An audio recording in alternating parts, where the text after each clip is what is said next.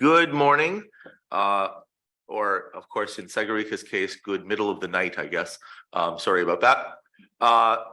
Welcome to the 173rd meeting of the Internet Society Board of Trustees. This is also the board's 2023 annual general meeting. As always, we ask if for declaration of any conflicts of interest related to this topic's meeting agenda. Any conflicts? Seeing none, I will note that all trustees are present and accounted for in this meeting, being held in person and by video conference. Thank you, Segarica, for doing this at an awkward time for you. According to the Internet Society's bylaws, the terms of the board officers expire at the start of the annual general meeting. Also, according to the bylaws, the president opens the AGM, and I do so now. The first order of business for the AGM is to elect a board chair, who will then take over the management of this meeting, so you can stop listening to me. I believe that Ted has declared his expression of interest in operating as in the office of the board chair. Are you still willing to take that duty? Thank you. I mean, for the record, you didn't talk, but I saw a nod. Is there anybody else who is interested in running for the chair position? I see none. Thank you. Ted, would you like to say a few words to the board about your candidacy for chairs? So I appreciate the confidence of the board over the past year, and I've enjoyed working with you, and I would appreciate your continued confidence in working with you over the next year. Also, if somebody changes their mind and wants to run against me, I will point out it doubles the pay. So.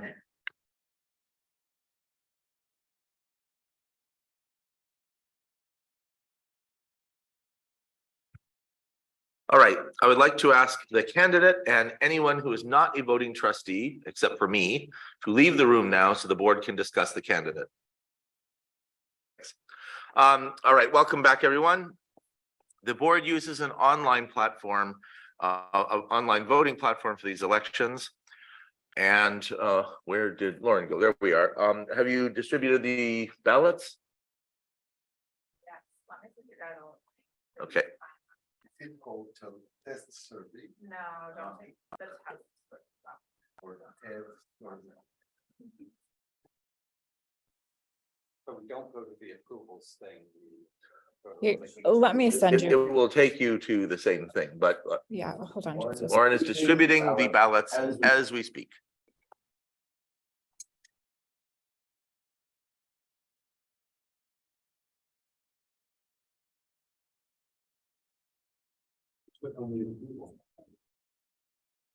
You will get a link for your ballot. So you should open your email. It's also in the Slack in the general channel. I popped it in Slack. It's also in Slack in the general channel. Do not have permission to access this. This is ever exciting, this tool. Each year we learn how to do it as though from anew. And I'm not sure whether that's because the tool changes or the permissions change or exactly what, because we don't use this thing often enough to test it reliably. Can't we just leave and do a voice vote? We can't do a voice vote. Sorry. We can't. It has to be done this way. All right.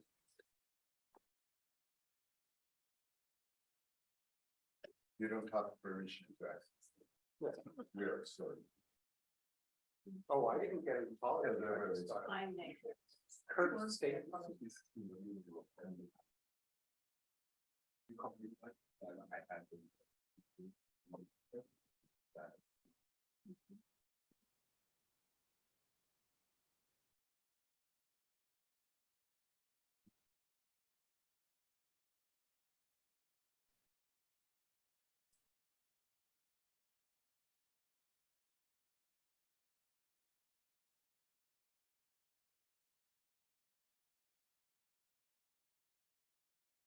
Lauren has distributed a new link in the Slack channel. It's after the words "let's retry." So please retry. You do not have permission to access this.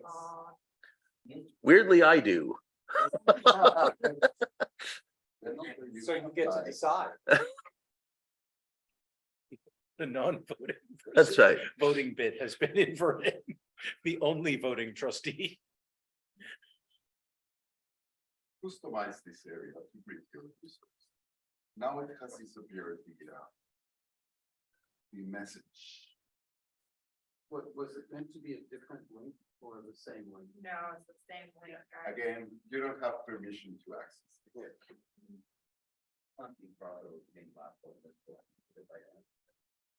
No, it depends on another table where you have the rights for most.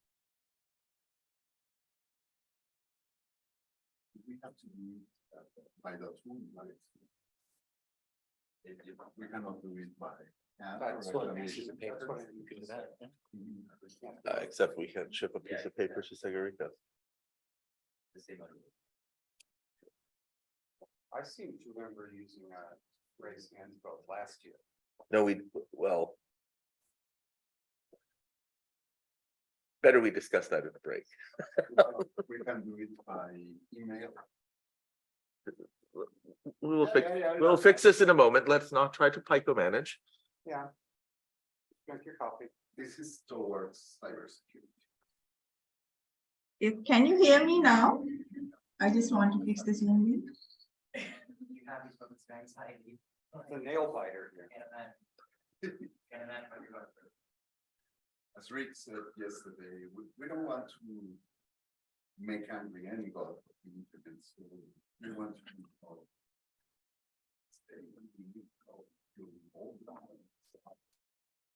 The permissions just changed for me. Okay, give me a second. You can vote for You it. remove everyone, and I've added you back in. Everybody, please come over to refresh your browser. That's correct, Sagarika. We have not heard you yet. Now it's available. Okay. Yeah, now it's available. We will fix that after we have fixed this. It says, All right, one more time. Please refresh and see if you get your, all right. Excellent. Now, please vote. And when all of the votes are in, Lauren will tabulate the vote for us.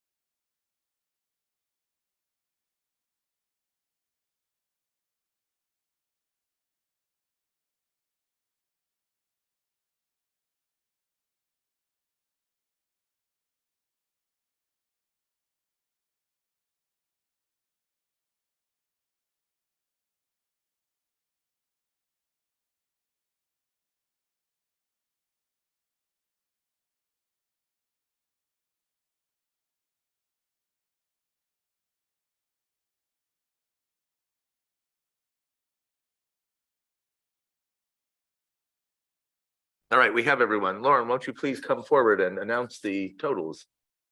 All right. But you need to come to the microphone so that Sagarika can hear you.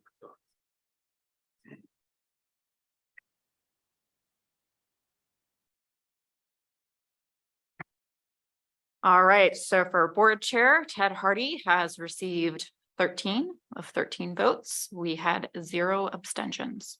Woo-hoo!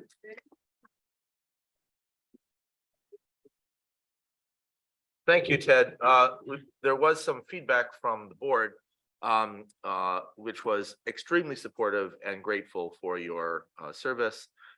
People expressed that they appreciated the focus you have provided for the board over the past year, so please keep that going. And there was this observation that you have a balanced and fair way of thinking, and that needs to be in balance in order to be a true defender of the internet. So thank you very much. You may now resume your role as chair, and I can stop at being the chair. Thank you very much for the confidence and the support of the board.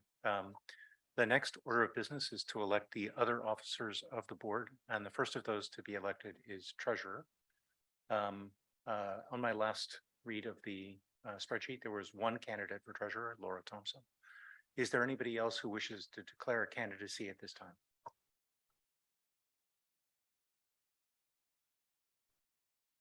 Seeing none, I will ask Laura and the non-voting members of the board to give the room to the board for a period of time. And if I could ask that the recording be stopped so that the discussion is appropriately of the ballot.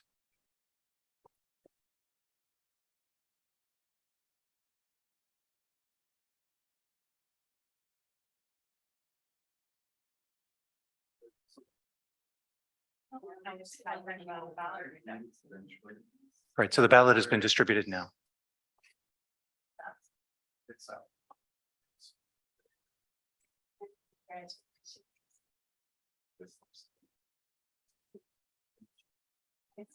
Once you get it.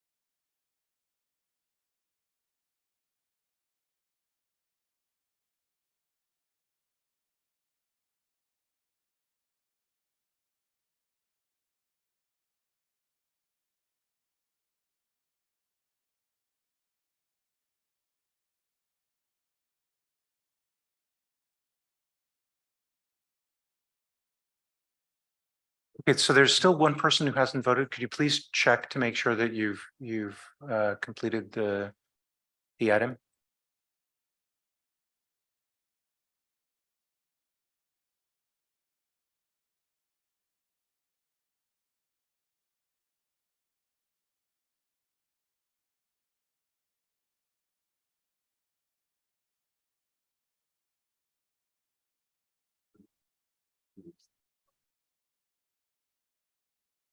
We're still lacking one vote. Victor, were you aware you participate in this vote? Okay. Has anybody not participated in the vote? Okay, there we go. Okay, thank you very much. All right, the vote for board secretary, Victor has 13 out of 13 votes. We have 0 abstentions. Thank you very much. And thank you, Victor, for your willingness to serve. In the discussion, the board concentrated on the potential need for the executive committee to act, since that's the primary role of this, and felt that you were would take on that role faithfully and conscientiously. And thanks you very much for your willingness to serve. That brings us to the end of the election of board officers and brings us to the committee elections or assignments. This is a somewhat complicated resolution. Lauren, would you mind bringing it up and scrolling past it for the benefit of the board? As you can see, we start with audit committee and then run through in order.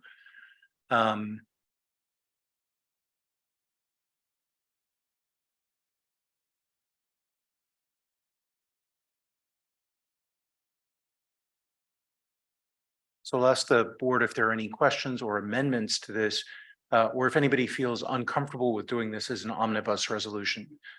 Historically, it's also been done at times as individual resolutions for each committee, but that tends to go on a bit because there are a lot of committees.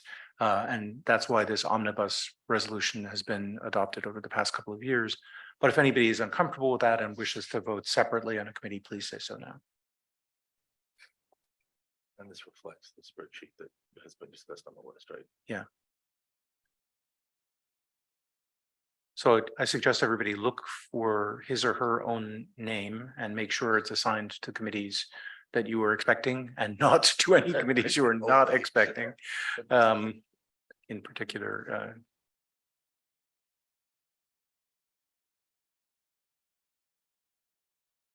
any concerns or discussion?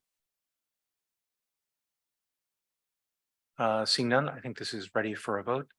May I ask everybody, I'll read the resolution itself, but not the set of committees.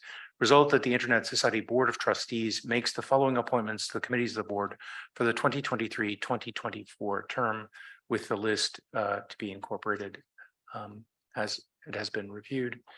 May I ask all those in favor to signify by. Need to see past elections. Oh, okay. Lauren, could you continue to scroll to the Executive Finance, Governance and Nominations, PIR nominations?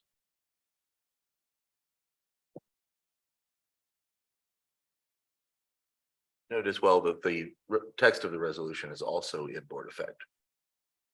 Okay.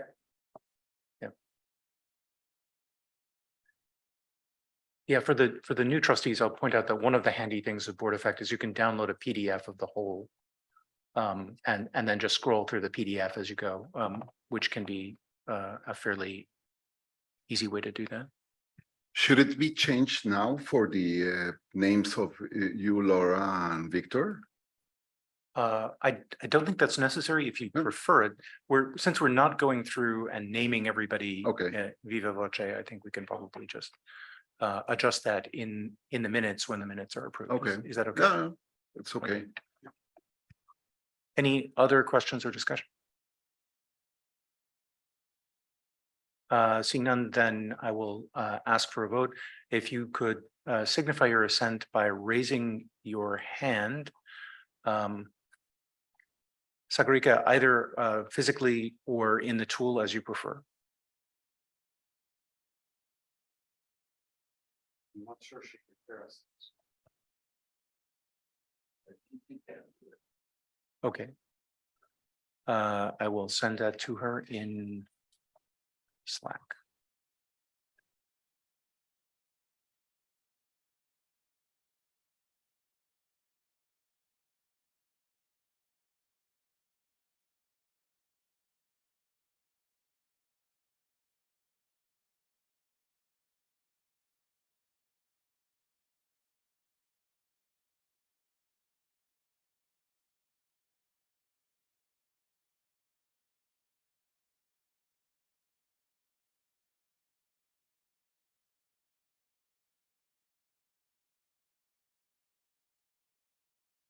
Okay, so we're just waiting for Sagarika, who have sent a chat message to via Slack.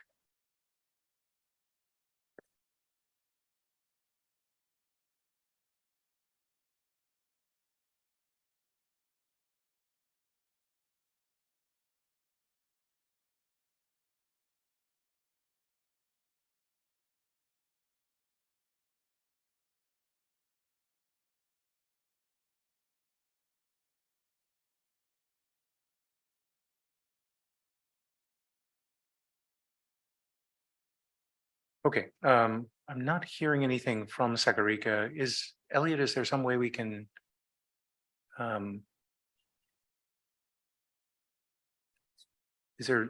you send her a message through the platform as opposed through Slack? See if she can.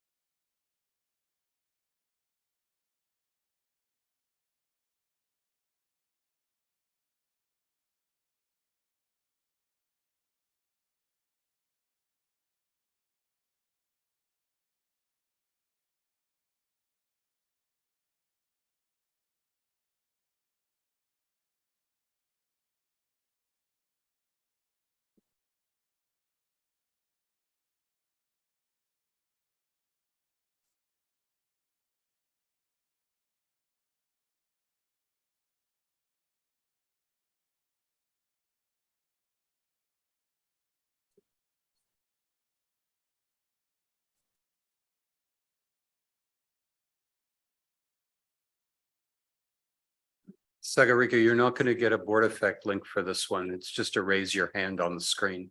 Yeah. So if you assent to the committee assignments, please raise your hand to signify your assent. Okay, thank you, Sagarika. Does anyone oppose? Are there any abstentions? Thank you, everyone. The resolution has passed unanimously, and these will be the committee assignments from now on. The next item of business is the resolution for the appointment of a liaison to the IETF Nominations Committee. I believe that incumbent and Sagarika were going to discuss this. Has that occurred? Okay. Sagarika, are you still willing to serve? Yes, okay. The resolution for this then reads, resolved that the Internet Society Board of Trustees appoints Sagarika Wikramasekara as Internet Society Board Liaison to the IETF Nominations Committee for the 2023-2024 term. All in favor, please raise your hand.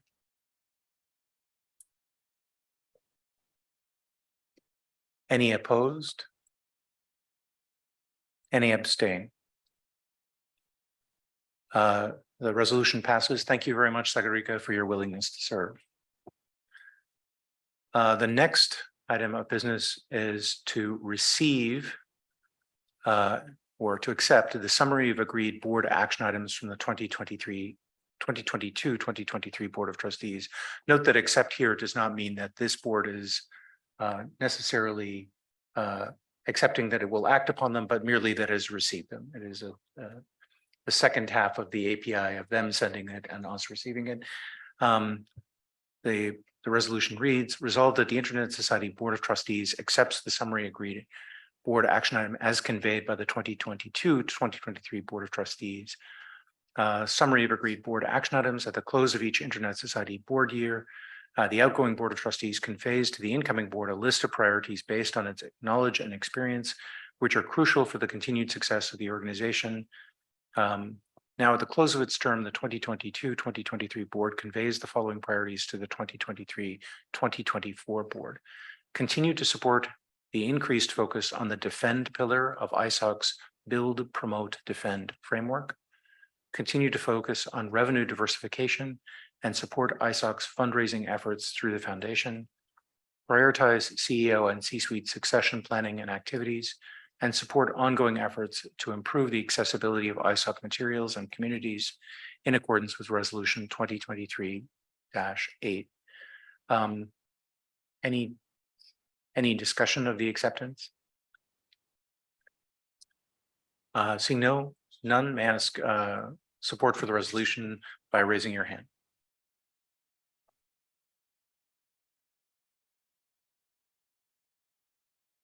I believe that's unanimous. Thank you very much. The next item is the recognition of outgoing trustees. The proposed resolution reads, resolved that the Internet Society Board of Trustees thanks George Sadowski and Mohammed Shabir, who have concluded their terms, for their dedication and outstanding service to the Internet Society as members of the Board of Trustees. I believe it is appropriate for us to do this by acclamation, so please signify.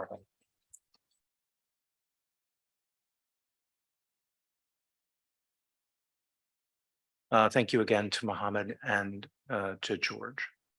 The next item of business is the board meeting dates and locations for 2023-2024.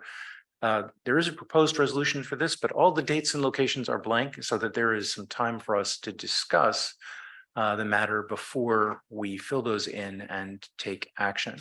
Barry, you presented some things in email. Do you want to give a quick summary of that to kick off the discussion? Sure, no, that's fine.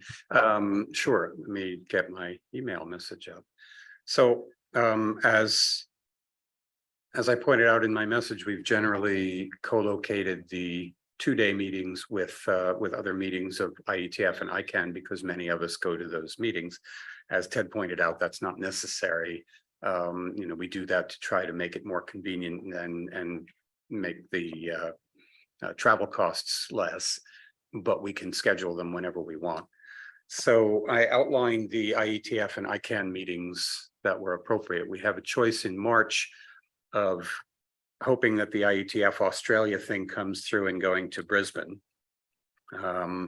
Or going to the ICANN meeting in San Juan. And my proposal is that we use the ICANN meeting in San Juan as our anchor for that, which would give us the dates of 9 and 10 March for our meeting. For the June meeting, we have ICANN 80, which was not, when I saw it, set as a location, but Andrew told us that it was announced last night that it will be in Cape Town. So that's a possibility. And the week after that would be the weekend after that would be 15, 16 June. For the fall meeting, the November meeting, IETF is in Dublin with ICANN 81 immediately after it. So we can't use the weekend in between. But we could do the weekend after the ICANN 81 meeting, which would be 16, 17 November. The location of that is not currently known.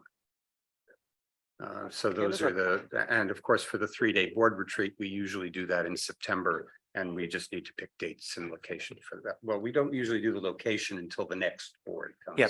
in. And often, in fact, the timing is still set by the incoming board too, because they may have other Right. conflicts. Caleb, I know you'd had some thoughts on co-locating with ICANN. Do you want to share those?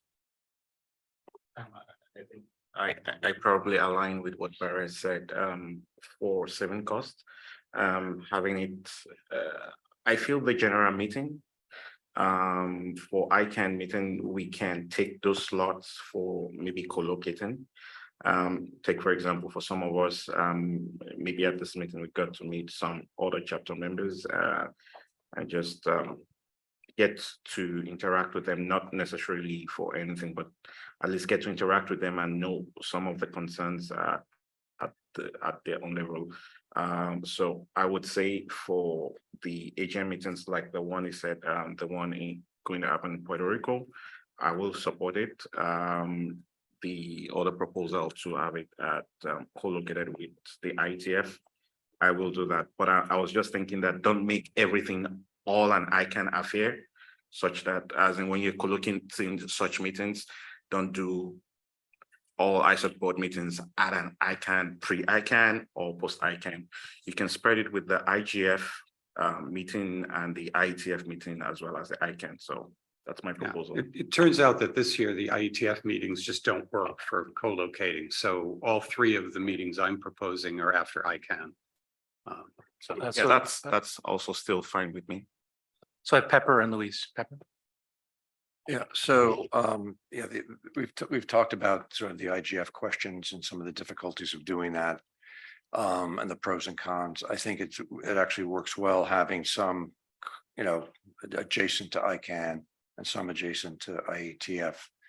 I do think that there's potentially a strategic reason to actually flip this around a little bit, Barry, and that is the IETF meeting in Brisbane, because of the interests of the Australian government to learn, and it's there. And I think maybe Sally and I talked a little bit about this based on conversations that I've had as well with the Australian government on some of the really core issues related to fragmentation, some of the issues where, they're trying to, impose some requirements on content. On the other hand, the Australian government being very supportive of not fragmenting the internet and not understanding entirely that some of the domestic policies they have actually lead to fragmentation. And that one of the things that happens at IETF is the course for policymakers that's been very, very effective. The meeting recently, right, the Yokohama meeting had a high impact. And I think there's an opportunity to do the same thing in Brisbane. And given the calendar of what's coming up over the next year, in terms of some of these threats that we've talked about, and that you've been very articulate about, Ted. I think that we really should, capture the opportunity with the policy course in Brisbane at IETF, not just with the Australian government, but with other policymakers as well. That does not happen at ICANN. That's something that's very unique to IETF and therefore very unique for the Internet Society. So I would just flip some of these around and maybe, the adjacencies, but I do think that the march in Australia for strategic reasons is important. So I just flip them around, Barry. For the record, the dates would be 23, 24 March Yeah. if we did Brisbane. Luis? Please go ahead. Thanks. So as you know, in the last months, we have discussed a lot about this effect that is something that is very convenient for ISOC about the collocating with IETF, but also we are lacking of collocating with any event related to chapters, right? The only what we thought possible way was the IGF, and we knew that last IGF was not in the best condition. So this year, what I have been thinking is there's a possible way to collocate with ICANN Social Forum, which is the last one of these that happened in Cancun, in Mexico. It was highly attended by the Latin American communities. So that is what I think a new opportunity to collocate near that the ICANN social, and that will bring the chance to meet at least some of the chapters related to the region. Yes, if we're talking about Puerto Rico, I'm sure we're able to organize something with the region, with LAC, right? Which is another proposal, which I don't know where to put it forward, but instead of meeting the local chapter, when we go to any country, try to meet with the regional or somehow the region and the local chapter in a way to expand this thing that is perceived by chapters as the board is something far, far away that decides the future of the organization as a whole. So so my proposal in essence is let's continue with Barry's plan, but try to collocate with the ICANN social in a way. I don't know if Puerto Rico is the ICANN social, is the policy. Yes, but try to collocate with that in order to get more chapters close to the to ISOC. Thank you. I have Andrew in queue and then Caleb.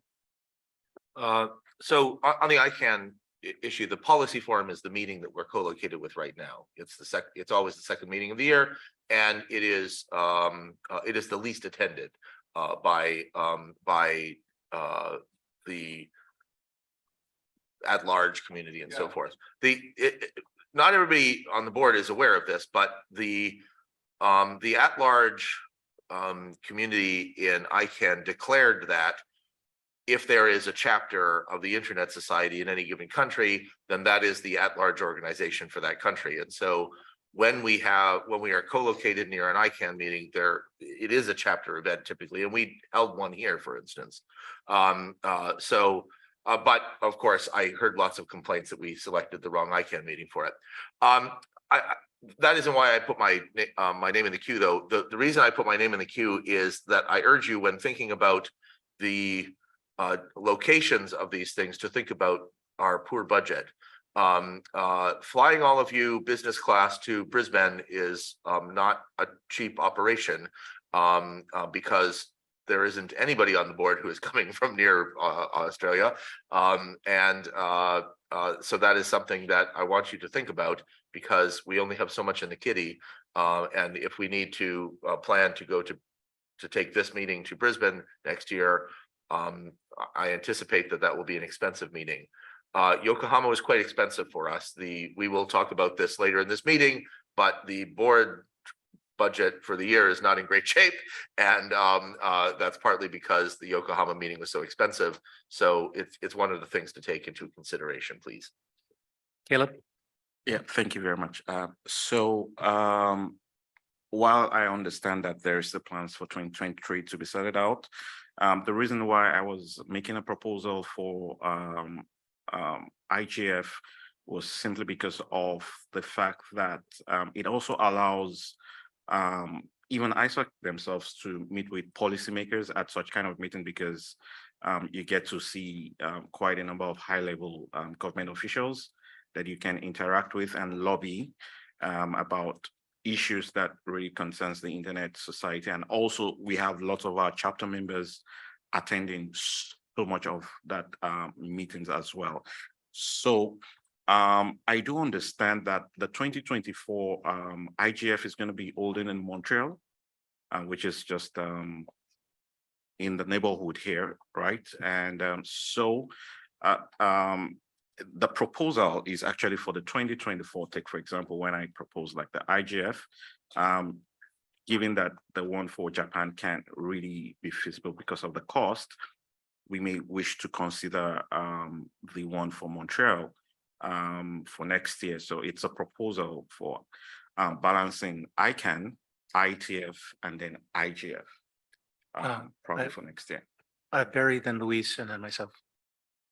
So I certainly support co-locating with IGF. The reason I didn't mention it is I was unaware of dates or locations for that. Usually the IGF meetings don't announce dates and locations that far in advance. So do you have dates for the IGF in Montreal? I don't have date, but I promise you that I will send it on the mailing list and let us know. But at least I got to know about the Montreal. That was at the last IGF in Ethiopia. Luis, Andrew has an intervention, if you don't mind. So Yeah, Andrew? Well, if I can, just on this topic, Sorry. the IGF will not nail down their dates well in advance. They never do. And the dates are mobile. And also they're often in November. We can't have that meeting, or often late in November, sometimes in December. We can't have the meeting that late because I need the budget approved. We can't do this meeting next to the IGF. Like, it's just not a practical possibility. I understand why to do it. I understand all of the reasons for it, but I can't afford to have you meeting attached to the IGF because it's a mobile, like it moves around in the calendar, and also it can go very, very late in the year. And if it gets too late in the year, I don't have the budget approval in time actually to start January. So I don't think there's anything wrong with like people going to the IGF and so on. This isn't an attack on the IGF. It's just the logistics of the IGF is not a possible thing. Please don't do that.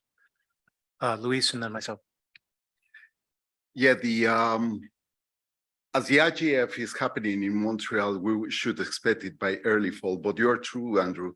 The dates aren't set, and that is against the proper planning procedures. However, I found that the community forum of ICANN is the one happening in Puerto Rico. Yeah, so I think that's a great chance for meeting with ILSs, which also are the chapters of Latin America 30 plus. And the other thing I forgot to say is I also believe we should put in a very high priority going into Africa. As I cannot recall the last meeting in Africa of this board, but it didn't happen recently. And the importance of Africa in terms of chapters and in terms of membership has raised in the last years. So I think you were proposing South Africa. Yeah, Cape Town was one of the possibilities. Yeah, so because also Central Africa or North of Africa is always a chance to attend there. I'm not sure about costs, but that's another possibility, but not forget about Africa and the relevance for ISOC. We still have to do the location of our retreat this year, which we have the dates for, and we could do that in Africa. So gosh, that was a little curveball to me. I believe if Sagarika got a visa to the US, our current intent is to hold the retreat here, because then all of the trustees would have visas and would be able to attend.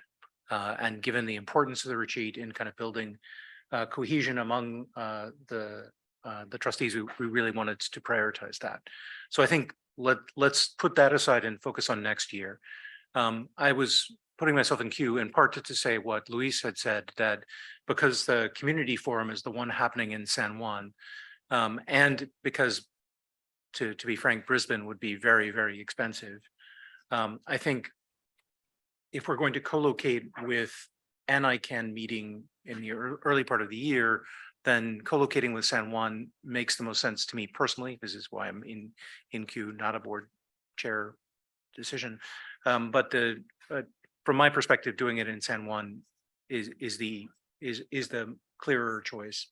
And to your point, Pepper, I agree with you that there are opportunities for ISOC to interact with the policy fellows in Brisbane, but there's going to be a subset of people from the board who will be present and can take that duty on without the whole board having to be there.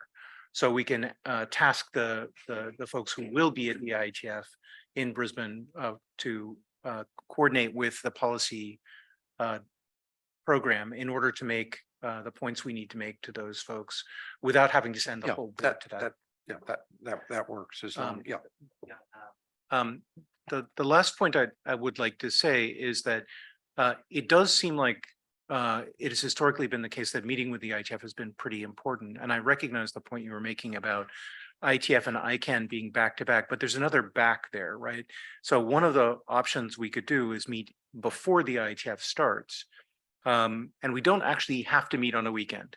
Historically, we have met on a weekend, but if people are concerned about the hackathon, because the IETF now kind of starts with the hackathon on Saturday and Sunday, we could actually meet like on a Thursday and Friday. And that would get us meeting quite early, comparatively. The last point I want to make to everyone is we can meet off without a physical meeting if we need one. So if we look at this and we say, okay, we've picked San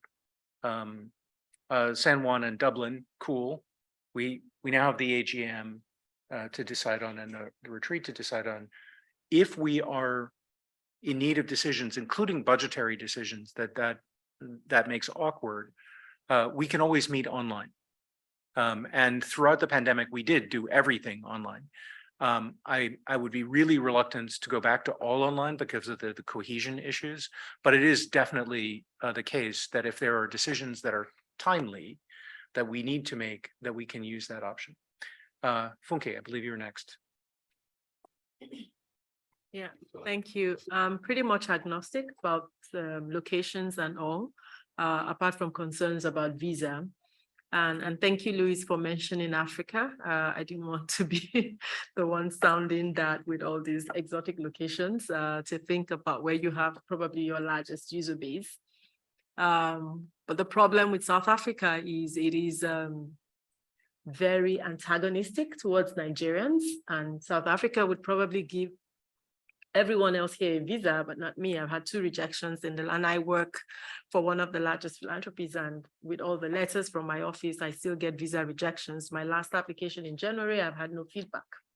2 of my colleagues, I'm supposed to be in South Africa in a couple of weeks, but I have no visa. So that's a concern to probably look at. And East Africa for me, Rwanda, Nairobi would be best because you can get visa on arrival, including Banjul. So maybe some of those locations, but I don't know how that works for the Internet Society, but just to flag that with South Africa and some of the xenophobia going on. Caleb? Yeah, so it's a proposal probably to maybe and to Laurel, if she can maybe ask everyone which passport we're all carrying and if a research can be done to on everyone. Take for example, I carry a Nigerian passport and she also carries a Nigerian passport as well.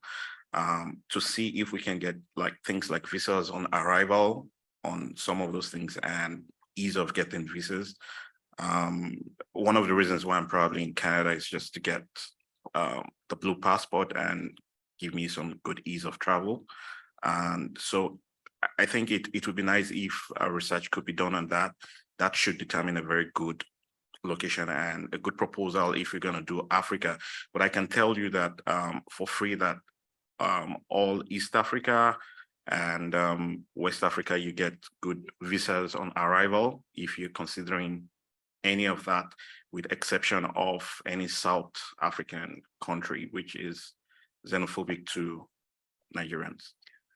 Okay, so I have Barry, Andrew, and Luis in it. I will remind the trustees that this is recorded, and so you may want to think about the recording being on YouTube as you consider your statements. Barry. So two things. One is that the dates, if we go with Ted's suggestion of being before the IETF in Dublin, would be the 31st of October and the 1st of November. That would be the Thursday and Friday. Is that early enough, Andrew?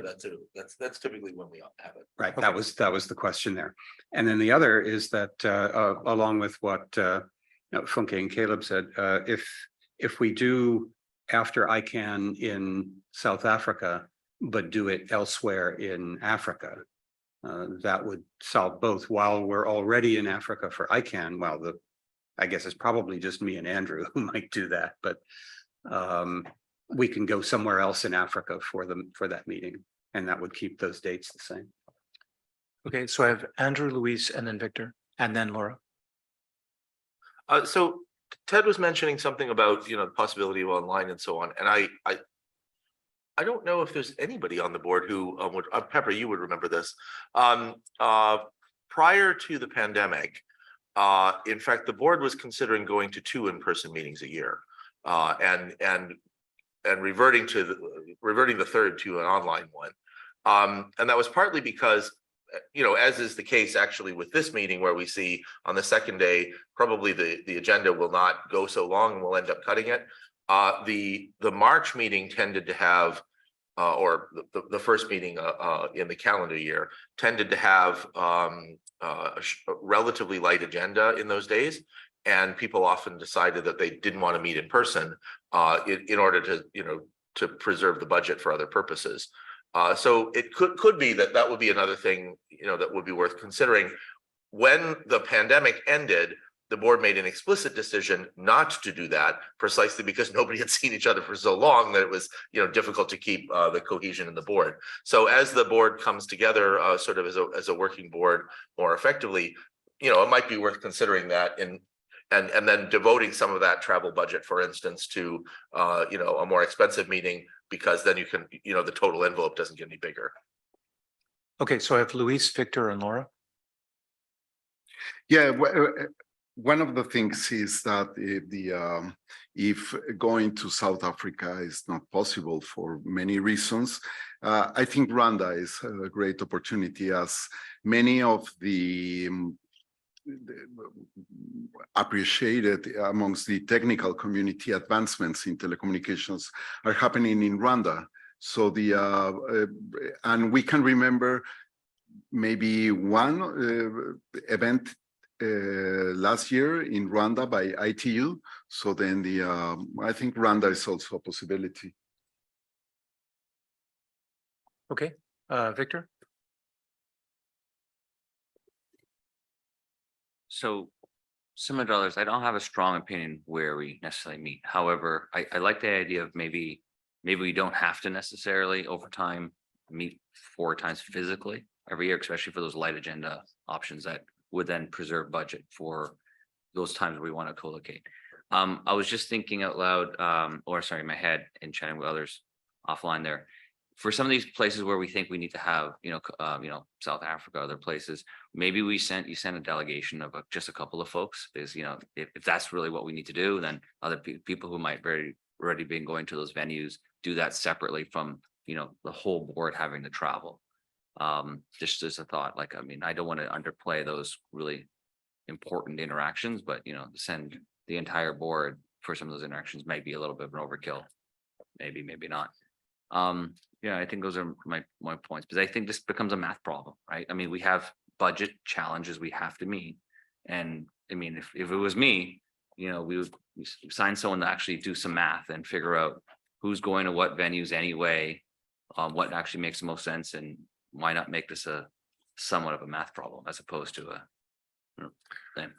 Okay, thinking of that. Laura? Yep, I agree. So I think it's probably time to take like an overall rethink of it.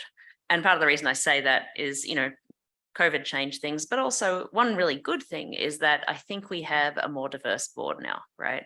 It used to be a lot of people going to IETF who had companies that would pay for it. And now we have a lot of people who are not in that situation.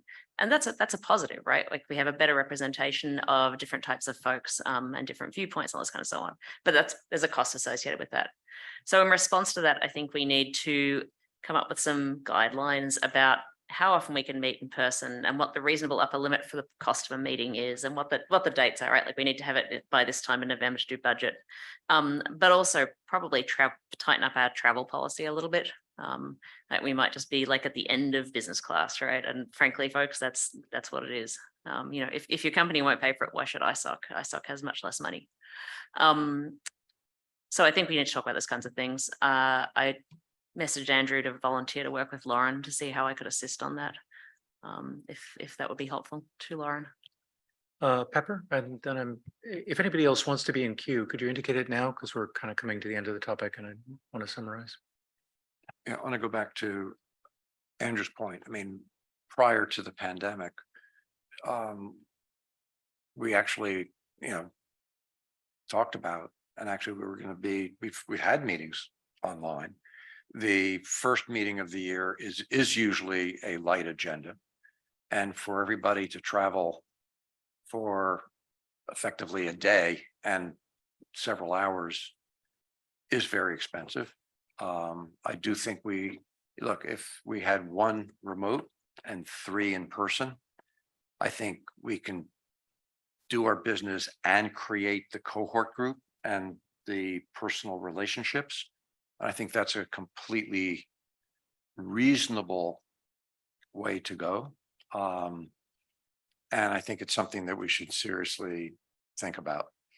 I do think, Victor, to your point, we discussed, I mean, there's some issues of whether or not completely separate, whether, I can't, or the ISOC should be paying for individual board members to go for a non-board meeting to have other, interactions at one of these other global meetings. And I'm not sure that that's something that would necessarily work. We had actually had a conversation, Ted, the previous board, and the decision was, no, that's not something that ISOC should be doing. Because there are all kinds of other related issues of who gets paid to do what. And we don't want to be in the position of some of the other organizations that, people look at as, gravy train. We can, have a separate conversation about that. But I do think, and I like Laura's suggestion, and, Victor, actually, let's take a look at numbers, because we do have to be concerned about budget. Okay, Luis, and then I'm going to sum up the topic. Yeah, just a final thought. The idea of having a virtual meeting, of course, has this attractiveness of costs, but also may bring another opportunity, which is meeting with a large number of chapters in a special session, as they are allowed to, most of the chapters are used now for a virtual interaction and seems to be appropriate. And so I would support that idea as well. Thank you. Okay, so with Chair Head on, I do not detect consensus around a set of dates, so I do not plan to bring the resolution to the board. It sounds like we have a couple of action items to take care of before we bring the resolution. The two action items are around visa availability and cost. From a cost perspective, it would be valuable if you have not done so recently, if you could update Lauren on the extent to which you will be seeking board support for travel. I know there are some trustees who do not. And if you fall into that category, knowing that you will not be seeking board support for travel is very important. If you will be seeking board support for travel, please do indicate that as well. And for everyone, please indicate what passport or passports you would be traveling under. Those will enable us to do the visa calculation for the board. There are also similar calculations on the visa side that need to be made for senior staff.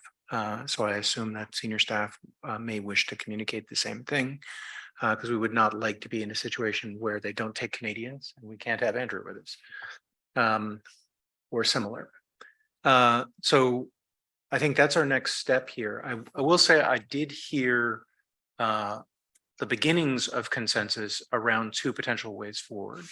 One was around the San Juan meeting as an opportunity to meet with chapters if we are going to hold an in-person meeting for the first meeting of the calendar year. And the second was that the IETF meeting, by meeting before the IETF rather than after it, we would be within good time to do the budget work there. We did not discuss the possibility of meeting at the IETF in Vancouver, which is IETF 112, July 20th to 26th as a summer meeting. But that's another possibility if the Canadian visa situation is open to us.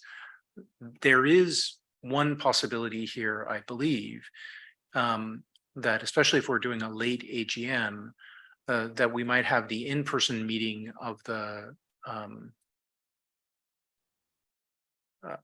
retreat be where the budget is handled if it is late enough. And that could let us then move some of the last meetings of the year even later. But it's clear that there's a lot of movement in the puzzle board at the moment. Let's get the significant bits of where people can actually travel relatively easily sorted, and we'll go from there. That was me concluding the topic, but if you have two quick interventions, please go ahead. So did we talk at all about the retreat this year? So we have the dates for the retreat already set. And I said at the beginning that provided that Sagarica got the US visa that will cover those dates, our current intent is to hold it here in the US. Oh, okay, thanks.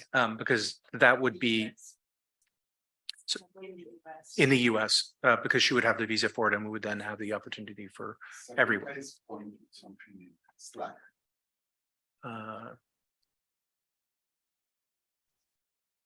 Okay.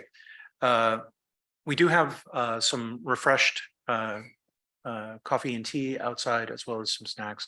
Let's take a short break and return at 1/4 to the hour. Very good.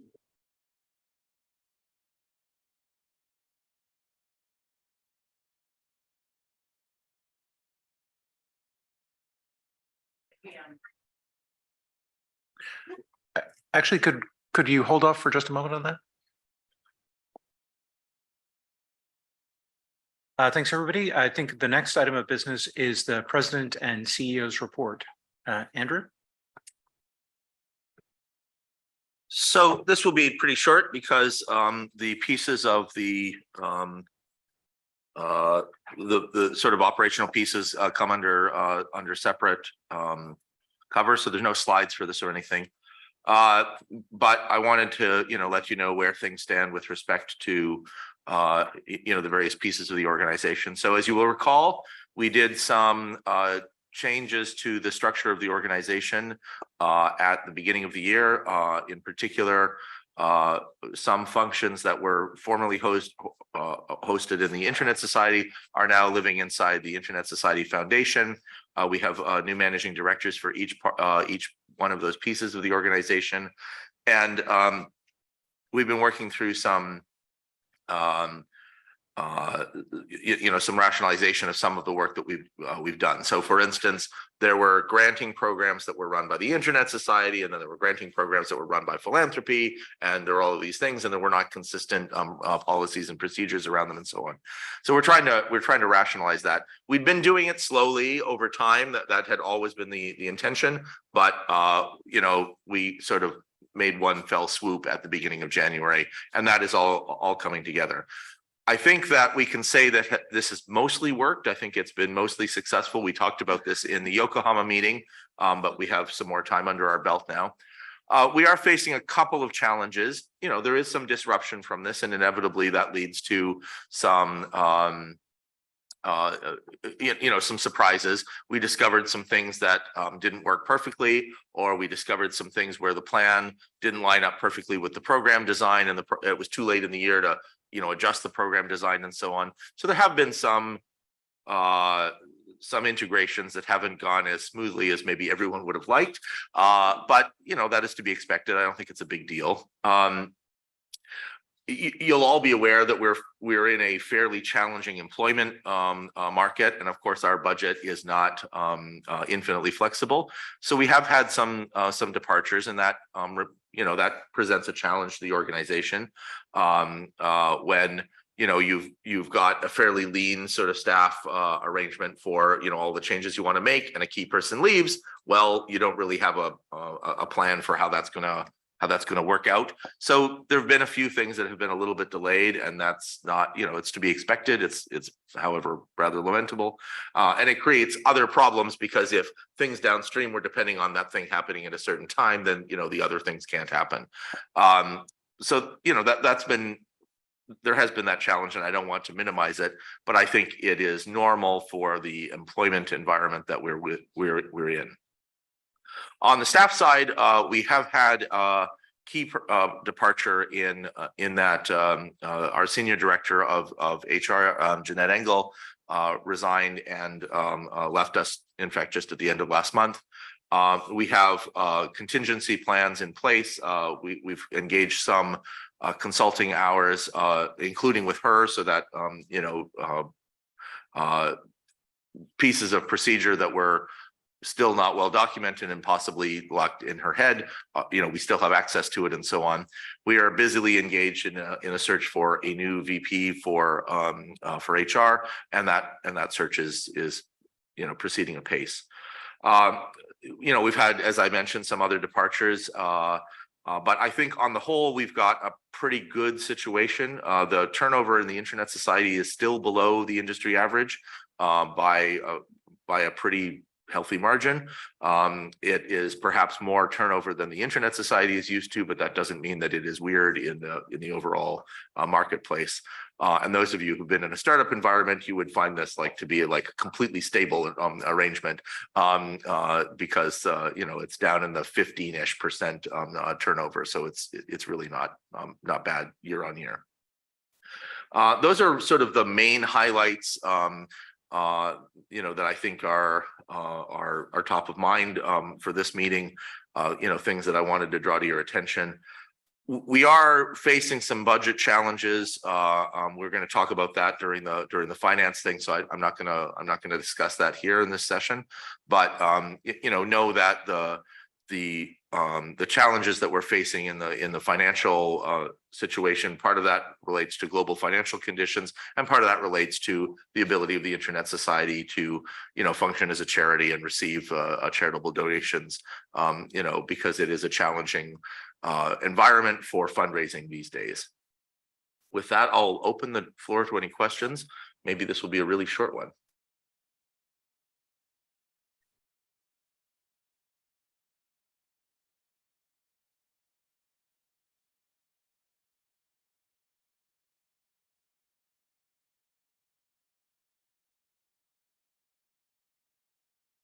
I don't see any questions. So with that, we will move on to the Internet Society 2023 Progress and Impact Report from Sally.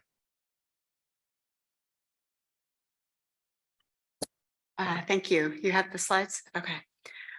So I sent two documents for the board's review. Typically at this point, we would do a mid-year update. However, we're still in the middle of Q2, so the Q2 results have not yet posted. So what I sent to you was a longer deck with the Q1 results that you can review in detail if you like. And then what I thought I would do here is provide you an update on some of the accomplishments so far this year and some observations, particularly focused on some things that have been multi-year efforts that I thought the board would appreciate hearing about. So we will go through, I'll go through this in those kind of three pillars that I think the board is quite familiar with. Our work on grow or building the internet, our work on strong, and then the third pillar of empowering people. So if we can go to the next slide. I love this photo, so I had to include it. This is a photo of a young child in Nepal who has just been connected to the internet via the community network that the Internet Society is helping to deploy in the Everest region. So this photo came back just a couple of weeks ago, so I kind of had to include it. Next slide.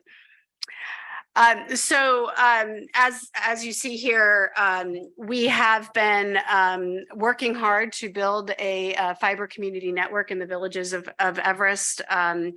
The network was inaugurated on May 29th, which is Everest Day, with the presence of the New Zealand Prime Minister Helen Clark and Peter Hillary, which is the son of the first person to reach the Everest summit. So this is very exciting. This is also part of a fundraising campaign that we are working on to try to build support for this community. And there's a lot of opportunity that comes out of this, both of course for education opportunities for the people in this village, but there's also a lot of sort of scientific and other kinds of activity that can be done now that these communities are connected.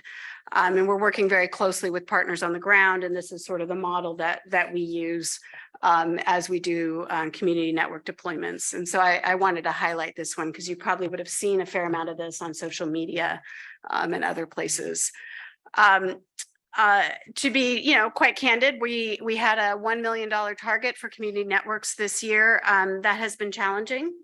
We're working and learning a lot about how to do this kind of fundraising.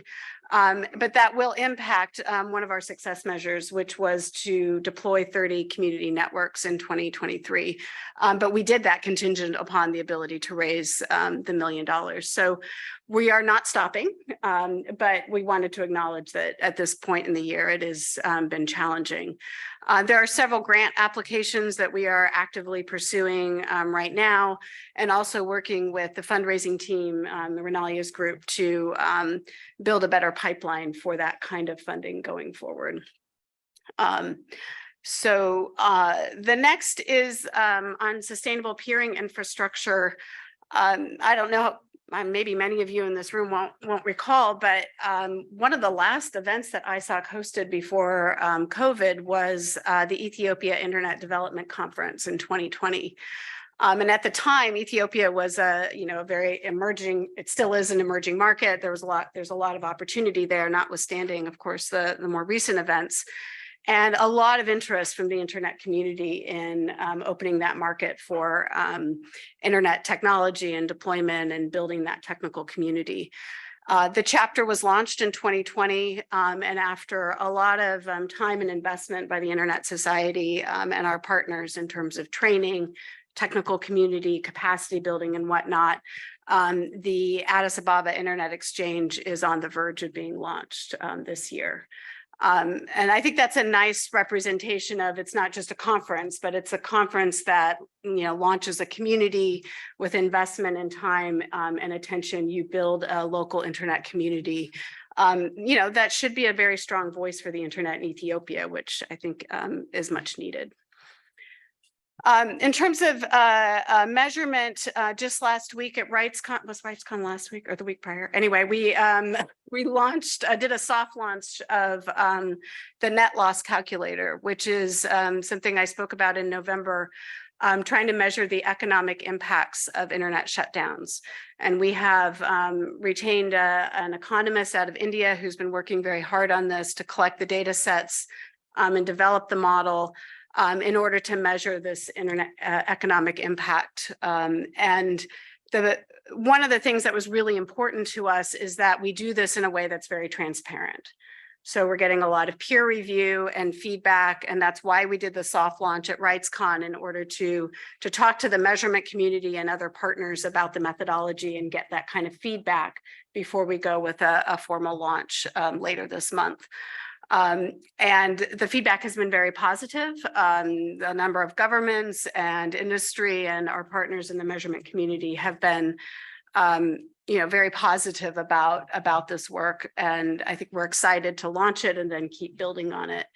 But the idea of this tool is that we'll be able to calculate impacts on GDP, foreign direct investment, and jobs as a result of internet shutdowns. And then there's also an effort to have some sort of predictive capacity in the model to say, hey, this is where we foresee internet shutdowns possibly coming in the future. But that's still something that's being worked on. Should I keep going? Any comments or questions? Okay. Next slide. This is a readout of a grant that we have been working on since 2021. The Internet Society was granted $2.5 million for 2 rounds of grant funding by the Truist Foundation. Truist is a bank in the United States to extend broadband connectivity to excluded communities in the southeast parts of the United States. Over these years, we have provided grant funding to 11 community networks. Those community networks are either fully deployed or almost fully deployed. Again, this is all part of the training and capacity building model that we participate with partners. These might be local governments, nonprofit organizations, and the like, in both rural and urban communities in the southeast of the US. If you get a chance and you want to be inspired by that work, that Jessup Cyberwagon story from Alabama is really quite marvelous, and the work they're doing to connect, rural disadvantaged communities there. The next step of this and the final stage of this will be at an event alongside NANOG 88 to bring all of those community network leaders together to share experiences and information. And also to meet alongside the NANOG meeting also helps connect them with the internet technical community in the United States. And the idea there is they can share experiences with themselves, with the internet technical community, hopefully build more support for this kind of work in the United States, and focus on the long-term sustainability of these projects. Next slide. So this is a readout of our some of our strong projects, and we'll go to the next slide. We've had some interesting successes in our advocacy work this year. And like at least 2 of these are related to encryption. First is the European Parliament had a child sexual abuse proposal recently, and the Internet Society has been reaching out to them and working with them and trying to get them to use this tool of the Internet Impact Assessment Framework. So when you're developing policy, we think it's a good idea to do an impact assessment, similar as you would do for an environmental project, or you would do an environmental assessment. We think an internet assessment is a good idea. What are the impacts of your policy on the internet?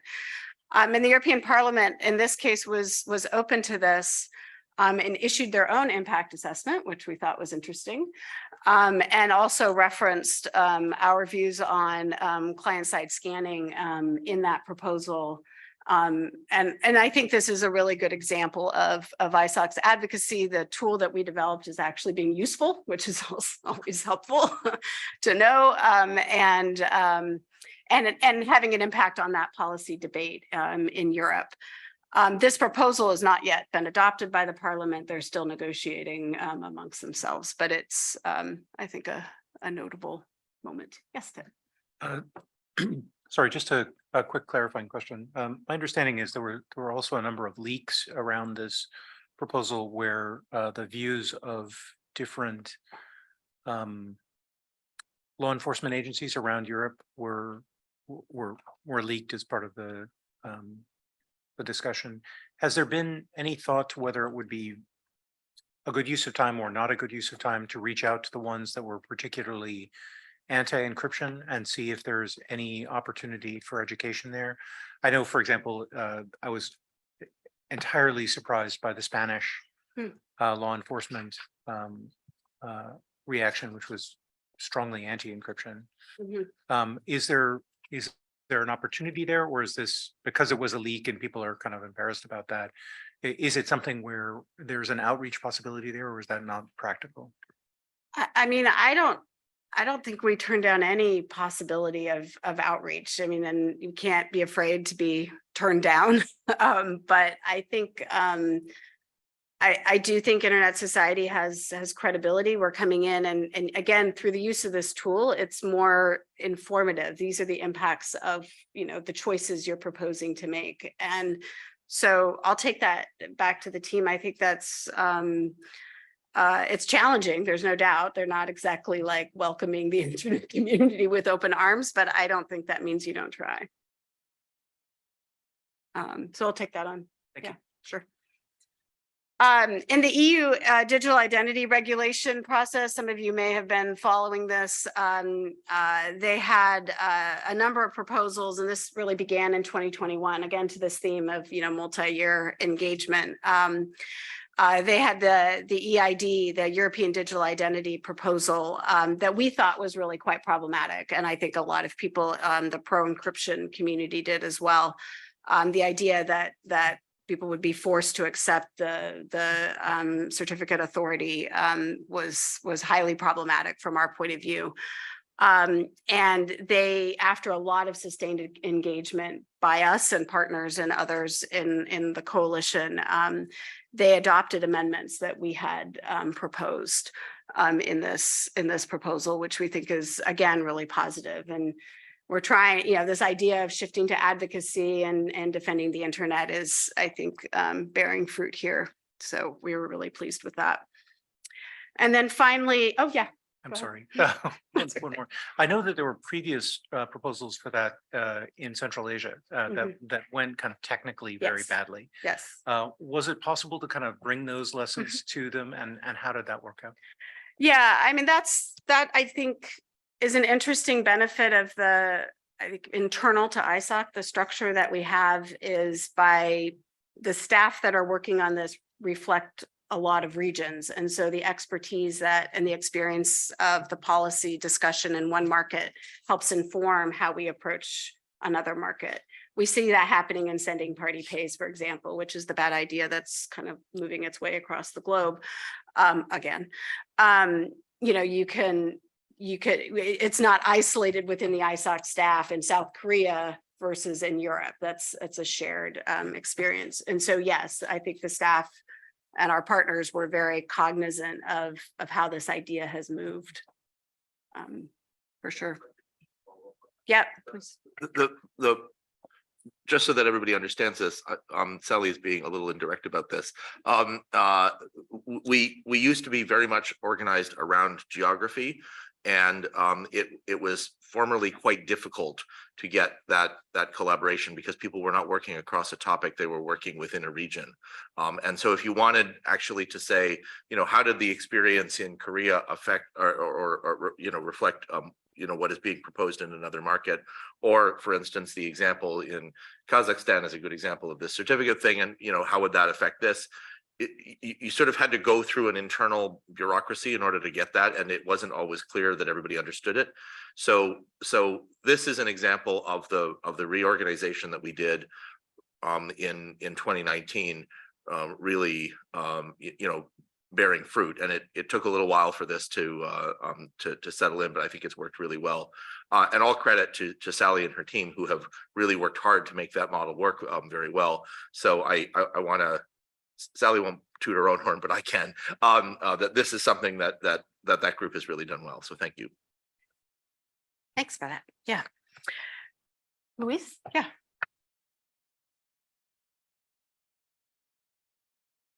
I'll come back to you in just a second. But okay. Our routing security work, I'm only highlighting the policy portion here. Obviously, the work on the entire Manners Initiative continues, and we're seeing a lot of growth, continued growth and participation. But what's been interesting over the last year, maybe 18 months, is a notable increase in interest by governments in this topic. Now, that can be positive or it can be more challenging. But what we're aiming for, and what's nice about the Manners Initiative, is that it's pretty well grounded with, a strong level of participation and buy-in from sort of the routing community, so to speak.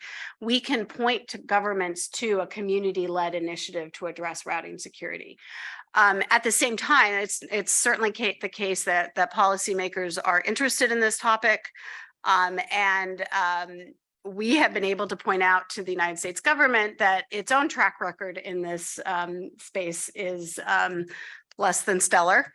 And they've taken that on board. And we saw that in a blog post out of the Department of Commerce and TIA, recognizing that the US government has work to do to improve routing security. And so bringing them into this conversation as a user, almost as a network player, is, I think, a positive avenue for a government into this conversation. What can they do to improve their own network and routing security? So this isn't the only instance of this, but I think it's quite notable, and we are really happy to see Bob's post and referencing Manners in this regard. Luis. Yes, so that was somehow related, what you're saying. Recently, maybe last week, I got a message from a government agency in Mexico asking people to join Manners. So well, first know Manners and then join Manners, and you have to go into manners.org. But what surprises me, and I think we should act, is that they were not mentioning the Internet Society at all. Yes, and actually, when you go into Manners site, it's hard to pin out where is ISOC mentioned. So I think we should work to put it forward as an initiative that started here, that was born here, and there is something that we're giving to the rest of the world as part of our mission. But because things with governments change very easily to be, oh yes, we just started this thing that everybody in the world is following us. And I said, no way that has happened. Thank you. We agree with you.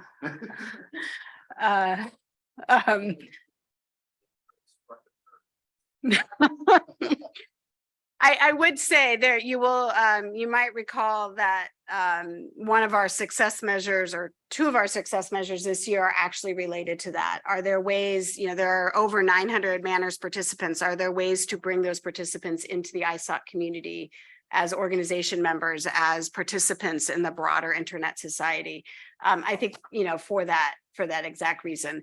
It's a community, and it's doing work on a particular topic as a community, and we want, we're proud that we fostered that. And but we think that there's a lot of ways that this work can be more closely integrated. Internet exchange points is another place where we are looking to ensure that as we deploy internet exchange points, they are also deploying best practices in routing security, and that they're joining that Manners community as at the outset.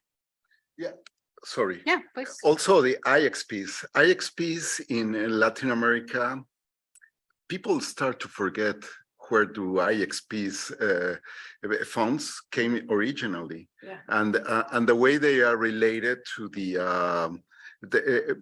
for my experience, because the IXP meeting for Latin America happened in near to Cancun, people start to confuse where is these things coming and where are the origins of the initiative.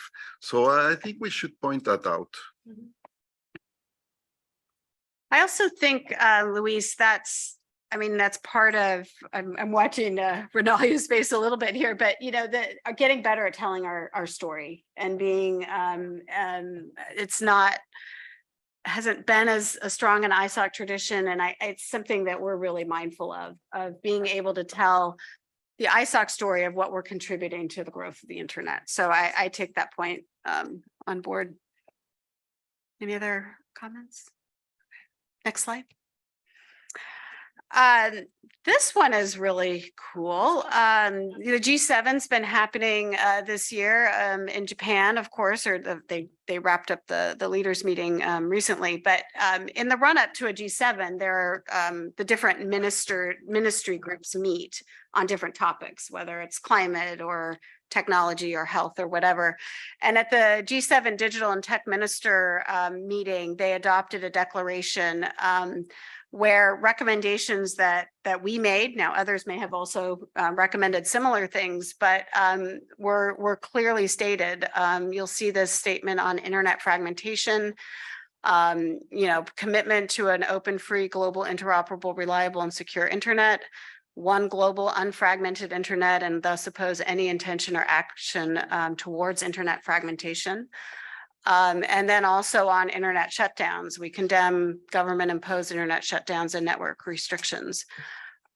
These are declarations, they're not enforceable by law, but they're extremely useful in advocacy. And we used this language actually in some recent comments to the Canadian government to remind them that they had just adopted this language, and it might be good for them to consider that as they undertake a lot of legislative moves lately that seem to be in running counter to this commitment. And so these kinds of things are important because they help build a body of commitments by leading governments on things that we care about. And so we are really quite happy to see that language come out. And we're going to use it often. Next slide. Empowering people to take action. This is the work that we do. It's all integrated. I don't want to suggest that there are three pillars that never talk to each other. We can't do any of the above without a broader community of members and partners and chapters and all the groups around the world that care about the internet.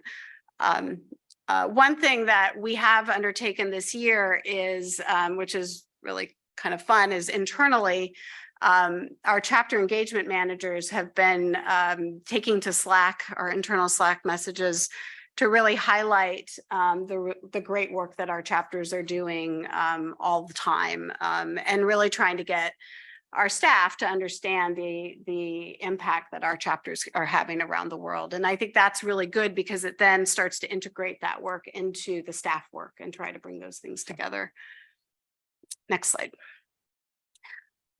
Chapter-led trainings. Our Mali chapter is really active. And one of the things, I mean, they've had a number of successes this year. But one of the things that they did was launch a face-to-face training. One of our trainings, which is the Designing and Deploying Computer Networks training. And they did that for 25 women in Bamako, Mali. And the next step in this is the chapter is now working to ensure that those women who have been trained get internships and then hopefully convert that into job opportunities. The story here, I think, is really important. This is part of building a technical community, right? This is the training that these women get, and if, the jobs that they get as a result mean that these women are invested in the internet. And those are the women, those are the people in Mali who hopefully will join the chapter and hopefully be on the front lines of defending the internet in their country. So I think there's a story arc here that and we've seen this. This was replicated in Kenya and a couple of other markets. And so that was one of the reasons I wanted to highlight that here. Similarly, the Zimbabwe chapter, they're looking or working with the kind of train the trainer models. The idea here is training high school teachers and university lecturers with the then goal that those teachers will turn around and train over 2,000 students every year. I mean, the impact of that in a country like Zimbabwe could be quite profound. In terms of working with chapters on community-led advocacy, I think you all have heard that the government of Canada has been very busy lately with a number of policy moves that are really quite dangerous for the internet. And the Canadian chapter has stepped forward and tried to be part of that advocacy in a really positive way. We've worked with them closely on developing internet impact briefs related to the Online News Act. And that has enabled them to be really forward-leaning in terms of advocacy with the Canadian government. It's also strengthened their capacity to do this again going forward, in their own right. We've had this model with the UK chapter and others that has worked quite well. But this has been a really positive collaboration between ISOC staff and the chapter in Canada. And then finally, we had Community Week in May, Community Week 2023. We had over 800 attendees from 119 countries. We got very positive feedback on the event.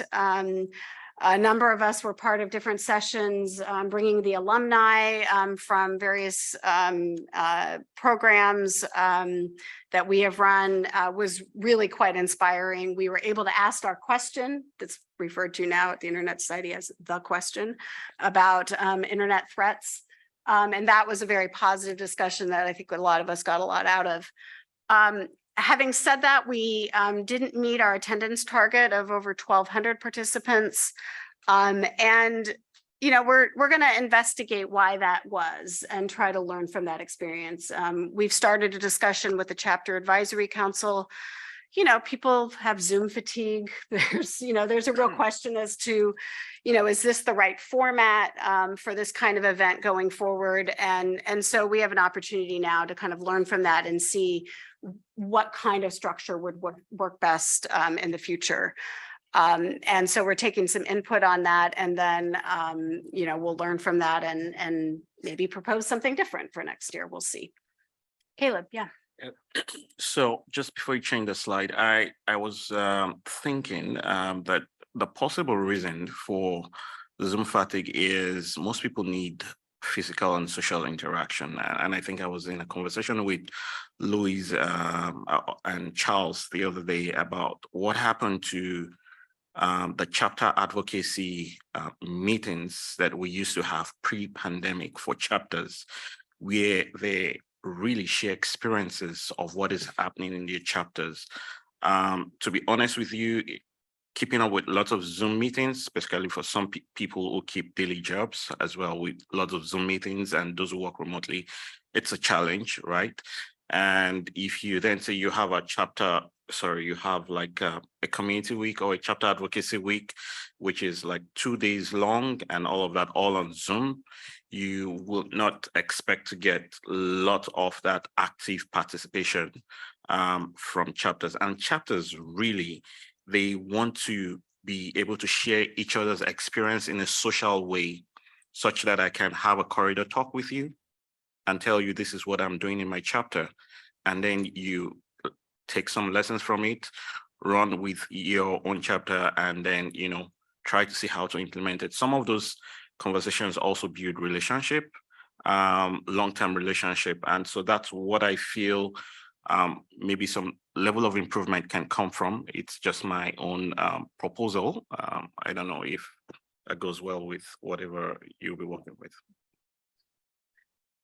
Thanks for that, Caleb. Luis, go ahead. Yep. Yeah, we know these problems with Zoom fatigue and also the advantages of the virtual mode, but also the importance of face-to-face contact, but also the costs related of the face-to-face contact. What I have observed is that this new era of interaction has brought many new players to the ground. So at least we get some of the diversification of the participation of the chapters, right? Because it's easier to connect, let's say, Latin America with Africa, yes, and share experiences in the same ground. But I agree with Caleb. 1 week long is too much. You cannot do it. Anybody under these conditions cannot do it. So we need to think in events that are longer in duration, but shorter in interaction or intensity of interaction, because that way we may get better results as people don't feel pressure to be 3 days connected without moving their head from the screen. So that's one thing.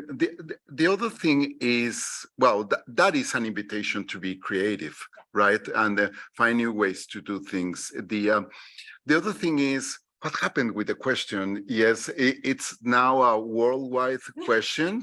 And do you have any preliminary result? That's one thing. And the other thing is that something that worries chapters a lot, and I don't know if it's for you or Andrew, is the member Nova migration, right? Well, just before coming here, we just got this email saying, well, sorry, this won't happen until July. And that was So Andrew, we I have think. an agenda topic on that later today. Yeah, well, but I just want to point out the importance for the chapters now in their top of the mind about the management tool. I know management can be done in many ways, but the time pressure is bringing them into systems that promote interaction, easiness of management, and allow time for creativity. Thank you. I think it's me and Charles. So I did want to pick up on something that Caleb had said about the hallway conversations or hallway track. I was participating in one of the panels for Community Week, and we had a very good discussion among the panelists prior to the actual formal meeting. And I felt like the connections we made there were very good. I continued to correspond with one of the two since then. And I think one of the difficulties I found for the Community Week was the effort to keep the energy level up on the actual kind of stage to audience interaction meant that the person who was managing the conversation wasn't reaching out to the audience as much, and there was no possibility in that kind of panel for the audience to talk to each other. It's like the formality of a board where you can only address the board chair, you can't address the other members of the board, and I'm very happy that we don't have that formality in our board. And I think one of the difficulties is, how do you recreate that? And this is not a difficulty that the Internet Society is facing alone. It is, everybody is worried about, hey, how do I create that space for allowing people to have that crosstalk without it being in front of everybody? So it may not be a tooling problem. I don't think Zoom is going to solve your problem for you there. But I do think, as we think about the duration question, we may be able to pair that and say, okay, we're going to have the panel discussion, and then a day later we're going to have the breakdown session where people kind of sit and talk about it, and it's just open, and you may get nobody or you may get a lot of people depending on how compelling the topic is. But giving that opportunity for people to have that crosstalk, I think might help you get to that 1200, might help you get to those targets, because it's not, do you have compelling people to listen to? It's, do you have things to say? And many of the people who come to Community Week have something to say, and they're just looking for a way to to find the people to say it to find those connections. I think Charles was next. I just want to quickly echo what Caleb talked about, the importance of face-to-face meetings, because I believe when I was talking to chapters, when I meet them or even sometimes remotely, this is definitely one of the top topics that they would like to try to bring back in some ways. I know that budget is an issue, but I think we probably owe it to some of the the chapters to try to figure out a way, because many of us still remember some of the old INET meetings long time ago, and that was still very valuable for at least probably within a particular region in particular, let's say Asia, let's say Africa or some other region, to try to get together to enable them to try to get together. And one other comment that actually I got last year, I remember when I was in the APL IGF Asia Pacific regional one in Singapore, there were actually some ISOC chapters there that happens to be there. There wasn't any ISOC particular gathering there, but they were commenting to say that why don't we see ISOC around? Not even those people who are based in Singapore. So I guess in some ways, we can probably even leverage on some of the regional events that are being taking place in different regions to do a little bit more for the staff within the region to maybe take on a little bit of coordination for a small regional gathering without just organizing our own INET like before, at least probably allowing them, like the NIC kind of meetings in different continents or the IGF regional conferences to allow them some level of belonging, sense that ISOC is really trying to organize some maybe even just one-day event co-located within a regional event that will make them feel like they are being better engaged. And that seemed to be the kind of feedback that I've been receiving from chapters that I've talked to.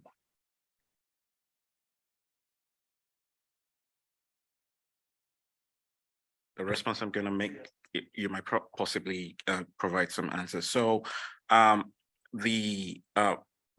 thoughts basically is, take for example, Afralo is going to have like a general assembly in Ghana, Accra, right?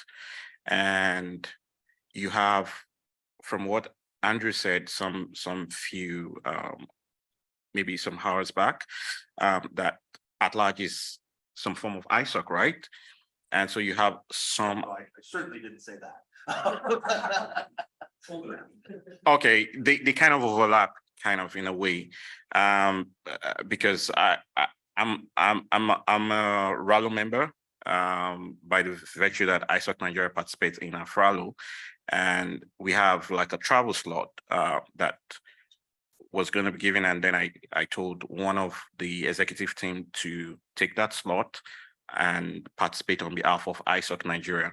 Now, I look at it that these are like opportunities for us to also have ISOC actively present in those kind of general assemblies where you have so many ISOC members, because I know for the Latin America, you had lots of ISOC members that I engaged with at Cancun that participated at that meeting. So if ISOC has their presence there, probably just having like a side advocacy meeting and saying, okay, good, ICANN is doing this and doing that.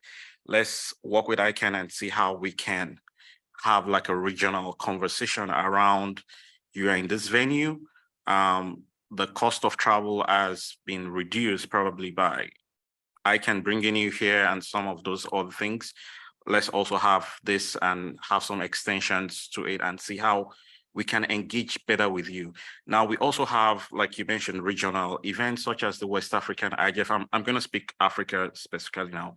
West Africa IGF and the central one, the sub-regional ones, and then the regional ones, right? If you're looking at the travel cost, you can decide to put them within the sub-regional ones, right? Rather than taking them to the entire African region. That way you still have your presence. People need to feel let me just say what I feel while I was at the chapter level. There is volunteer fatigue. That's just the honest truth. There is volunteer fatigue. This is not a paid job. And so people want to see that what they are passionate about, what they have passion about, they are seeing human beings having that interaction with them, sharing that appreciation, sharing some little perks that we can have social engagement. That's just what I feel. It's a feedback, and I don't know how that is going to be done, but it's a feedback. So there are several themes that are emerging here, and I want to draw attention to some of the history. So first of all, on the regional at-large organization and the relationship with chapters, that was a unilateral decision on the ICANN side to recognize the chapter of the Internet Society as a participant in the regional body of the at-large organization within ICANN. And this had actually seriously negative consequences for the Internet Society, because what it did was it created an environment in which the chapters ended up dominated by ICANN considerations. You have a lot of issues that are like, sort of ICANN issues, and they end up being discussed within the chapters because the chapters are associated with the at-large. But the problems facing the internet have always been larger than the problems that ICANN is supposed to concentrate on. Now, whether ICANN sticks to its mission is outside of the remit of this meeting, so I don't want to get into that. But I think it's quite important to recognize that, the issues that are facing the internet are quite different from the issues that are facing, the top level domain part of the domain name system, or even the CC parts of the domain name system and so on. And ICANN's remit is not to be a general internet governance organization. It really does have a limited mission. And I think if you ask the ICANN board, they spend a lot of time concentrating on that fact. So this has negative consequences for us. And I would suggest that it has really very negative consequences for us in an era when the issues around the domain name system are almost incidental to the problems that the internet is facing right now. There's practically nothing to do with the DNS that is really problematic anymore, compared to, for instance, the kinds of regulation that we're seeing around the world in so many areas, ones that Sally, for instance, has already highlighted in this presentation. The internet is under very serious attack, and it's not under attack at the domain name system level anymore. It's now an attack at, whether you can connect and whether you can use it and so forth. And that's really the area that we're concentrating on. So while I appreciate that there is this opportunity to link ourselves to the Rallo efforts and so on, because people are already going to be there, the danger is the people who are going to be there are not representative of all of the issues that we're trying to engage with, and we end up distracted by the set of considerations, which are still important. This is not to try to minimize the issues that are that ICANN is facing. I think there are real issues there, and I think that is a group of people who really need to pay attention to it. On the issue of regional and local IGFs, what's interesting there is that we're sort of confronted by two different pressures. On the one hand, if the feedback that we got from Charles, like where are the Internet Society staff members here? And in fact, at some of these there are Internet Society staff members, but we're not there with like 30 people. But when I started in this job, we were there with 30 people, and I can't tell you the number of phone calls I had with people that is like, well, the IGF is being taken over by the Internet Society. I mean, I heard that. I must have heard it 40 times because we would send these huge delegations. The year before I started, apparently the Internet Society sent like 100 and something people to the global IGF. We were swamping the meeting, and people think that we're trying to take it over. This was a regular feedback that I got. In fact, through the Internet Society Foundation, and I'm sure Sarah will have more to say about this, we fund a lot of local and regional IGFs, and we fund them to a not inconsiderable level, and that funding is distributed through the communities who are working on it. So if we show up in, you know, in too great numbers, people complain that we're trying to take it over. And if we give them the money, but we try to hang back, we're accused of not showing up.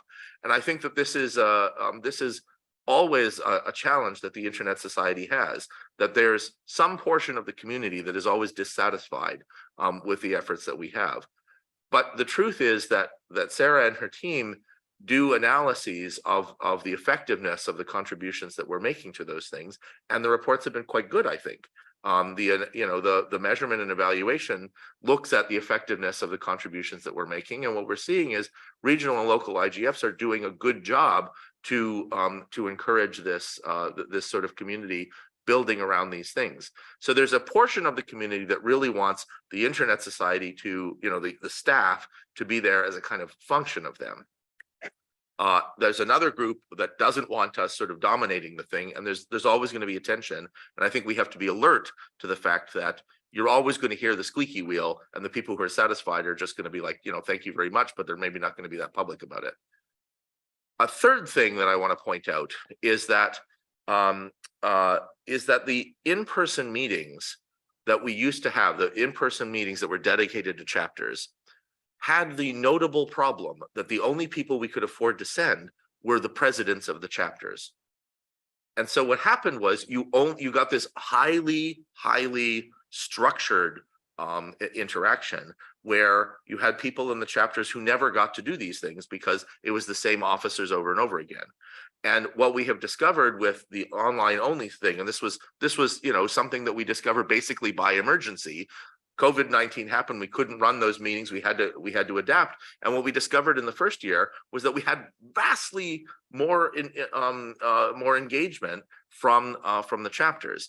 So it's true that the numbers are not maybe as great as they were right at the time because people were so hungry for this interaction, but it did in fact engage a wider portion of our community rather than having a highly structured, highly formalized, and highly hierarchical participation. And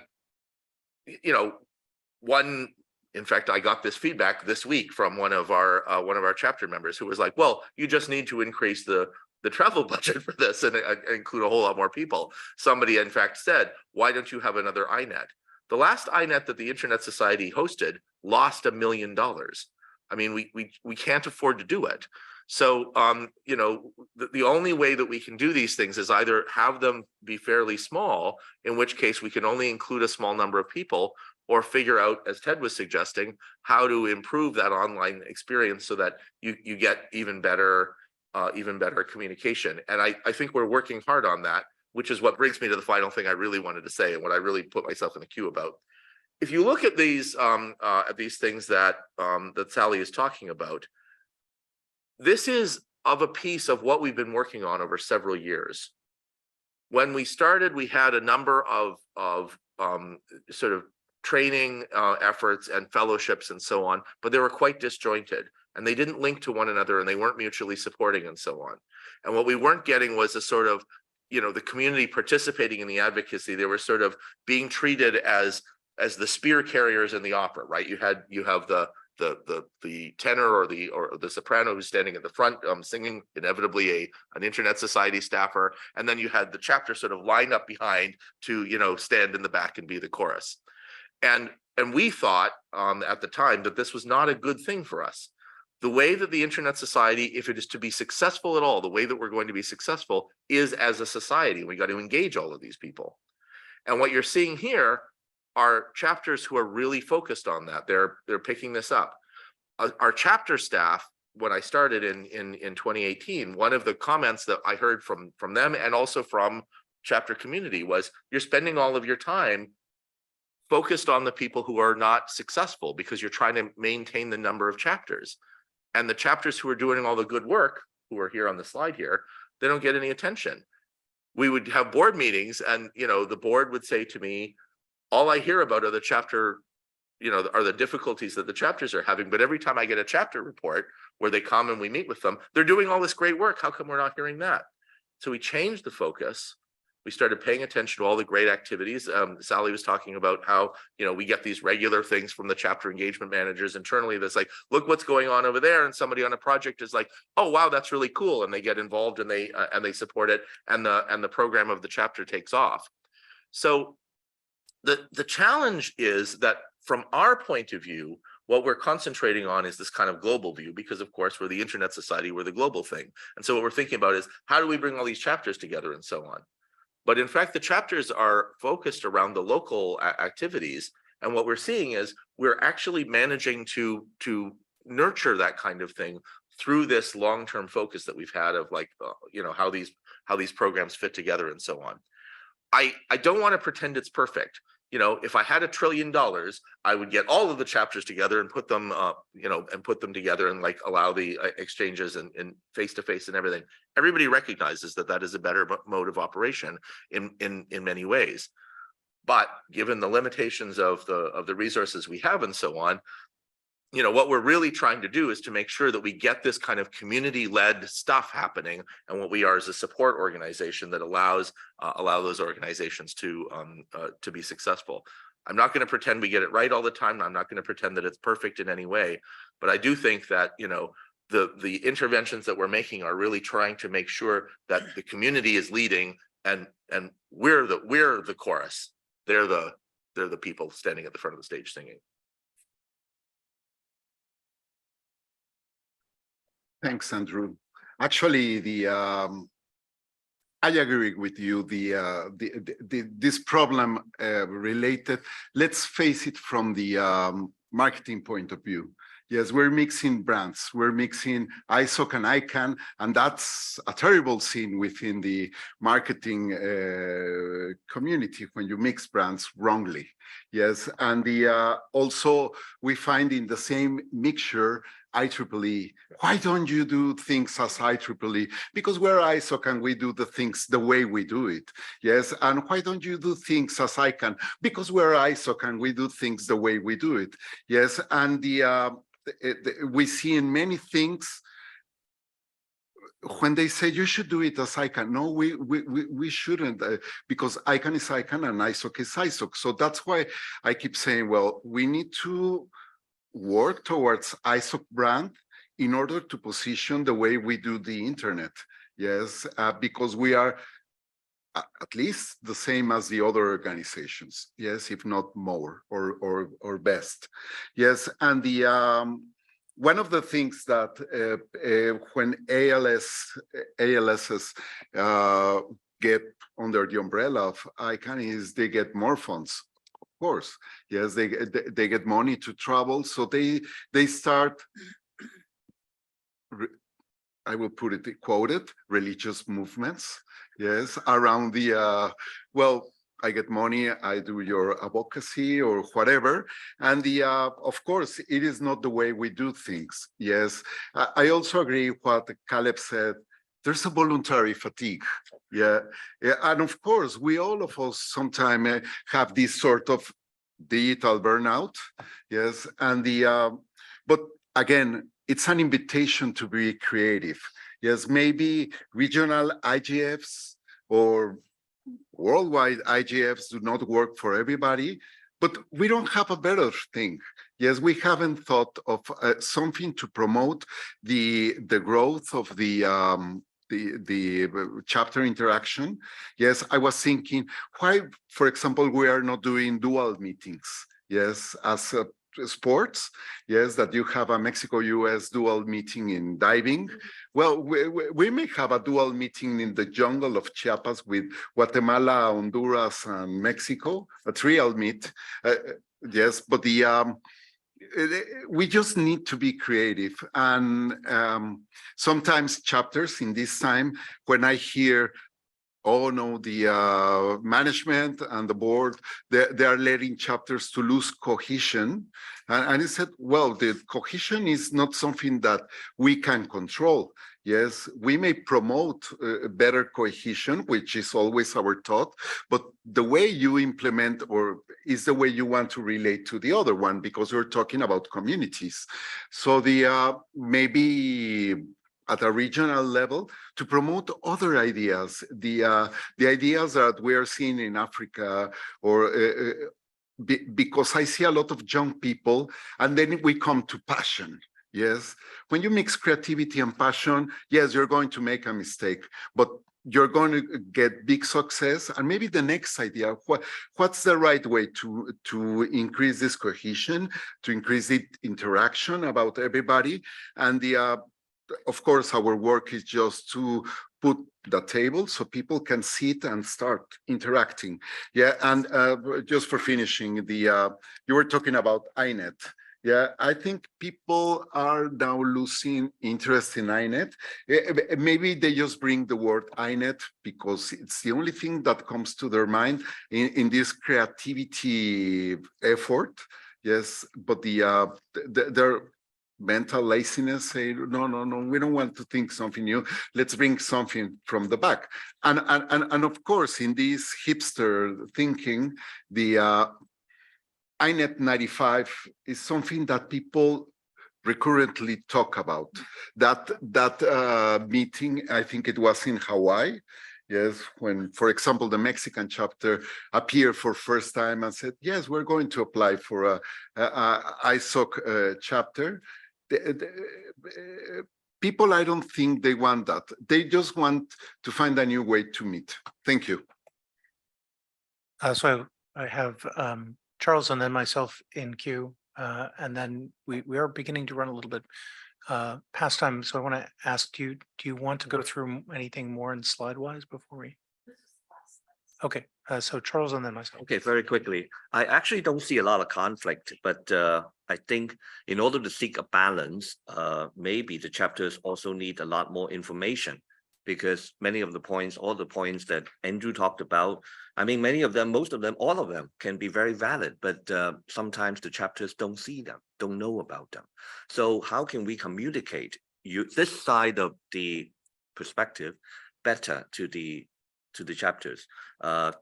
Some sort of information session, some sort of information paper, so that, you know, they see more of these issues that you brought up, that engage them to see if I think they will understand about all these issues, from budgets to others.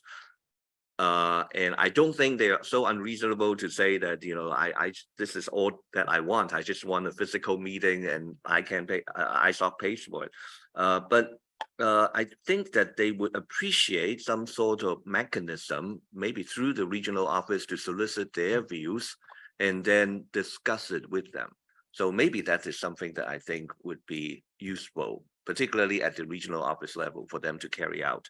And your point about the RALOs being overtaken by ICANN issues, well, that's possible, but after all, they're ISOC chapters, not ICANN chapters, even though maybe the RALOs pays for some of their travel and so on. So and there are elections, regional elections and so on. So maybe they feel some sort of, so maybe they get a sense of community because of that.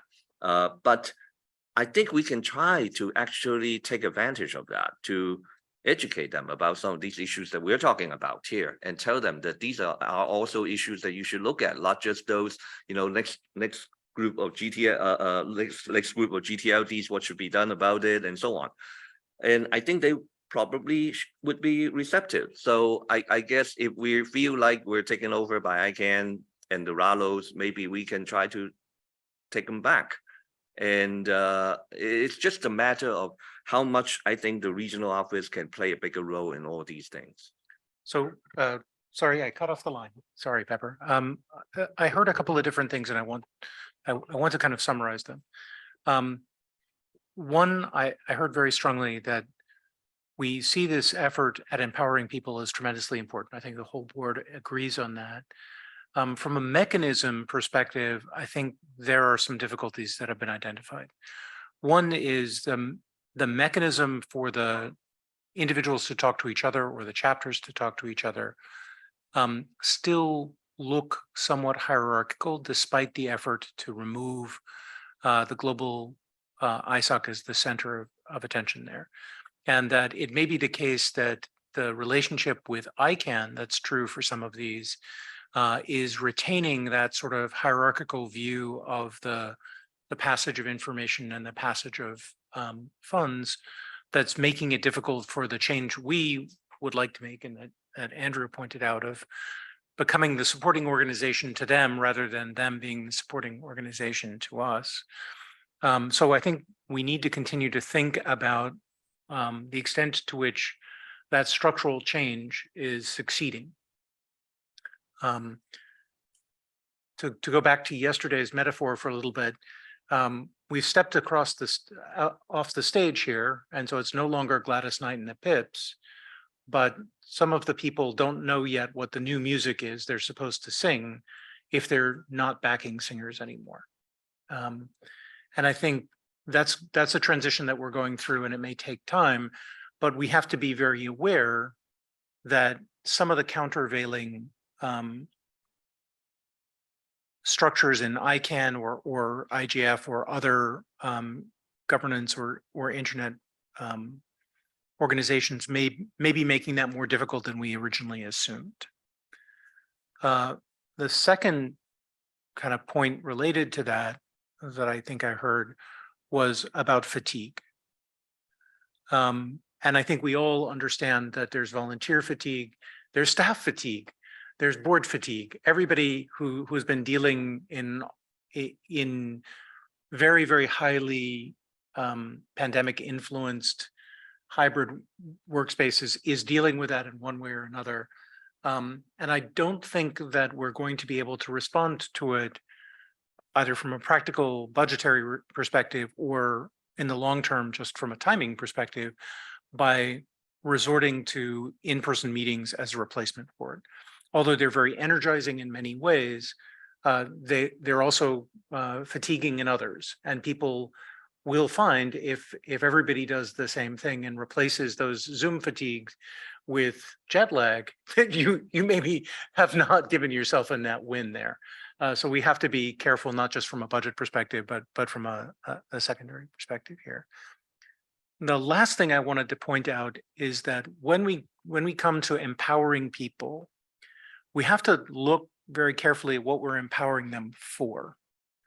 And I think especially as we're focusing in this year on one particular aspect of our mission, on defending, when we go back to this question of how do we empower people, we have to empower them for what they need right now, which may be access to the internet, it may be building an exchange point, it may be something that's closer to build or promote. But we also, at the same time, have to understand what it means to empower them to defend the internet specifically. And some of that may actually require us to think not just like, okay, we're going to get the Chiapas set of dual or triple people together, but who's facing the same kind of challenges, right? Do we match Canada with Australia, not because they both share a common language, but because their governments are kind of doing the same thing?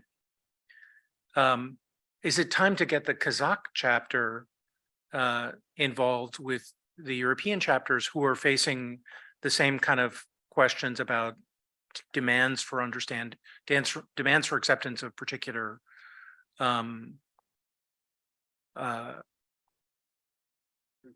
root certificates? And so there's a different way of looking at this that is completely not regional, but shared struggle, and say, we're empowering you to be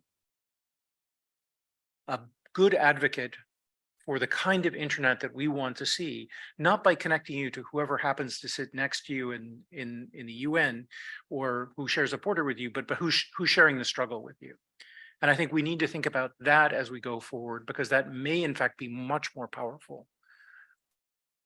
Lastly, I want to challenge everybody here. If somebody comes to you in a context and says, why isn't ISOC here? And they're an ISOC chapter or an ISOC OMAC member, point back at them and say, what do you mean? You're here. You're ISOC. You can carry this message. You don't have to wait for staff. Because ultimately, for the size of the problems we're dealing with, our staff organization not only isn't now staffed for it, it never will be. We have to speak as a society and empower people to be part of that society and spokespeople for our mission, or it's not going to actually succeed. So the next time anybody says to you, you know, hey, we have all of these chapters here and we're wondering where ISOC is. Start with the man/woman/gender neutral individual in the mirror and go from there. Because that's where we have to get people to be. So thanks again for Sally for this presentation and for the conversation. I think that's been great. Our next topic is in executive session. So if I could ask for the recording to be stopped. Thank you very much for that presentation and for that robust discussion. Before we adjourn for the day, may I ask if there's any other business for the good of the order? Seeing none, we will stand adjourned until tomorrow morning. Thank you very much for your time today.